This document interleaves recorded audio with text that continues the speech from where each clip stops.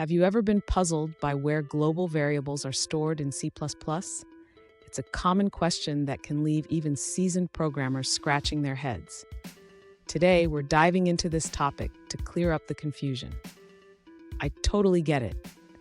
It can be frustrating when you think you have a solid understanding of a concept, only to find conflicting information. You're not alone in this confusion about global variables and their storage.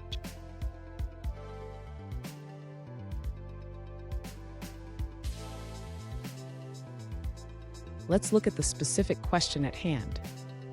One user asked, are global variables in C++ stored on the stack, heap, or neither? They were initially sure that the answer was none of them, since global variables are stored in data memory. But then they found a book that claimed otherwise. Sound familiar? Let's unravel this together. So what's the deal with global variables? In C++, global variables are actually stored in a specific area of memory known as the data segment, not on the stack or heap. This is where they reside for the duration of the program's execution. And stick around.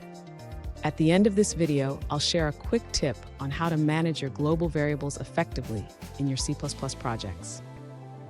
To clarify the confusion about global variables in C++, let's first understand where they are stored.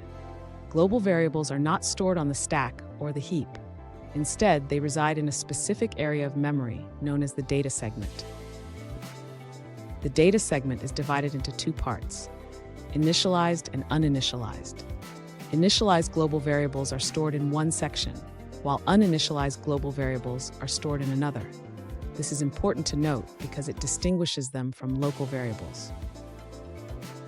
Now, regarding the claim from the book by Robert Laffour, it is likely a misunderstanding. The C++ standard does not state that global variables are stored on the heap. The heap is used for dynamic memory allocation, which is different from how global variables are managed. In summary, global variables in C++ are stored in the data segment of memory, not on the stack or the heap. This distinction is crucial for understanding memory management in C++.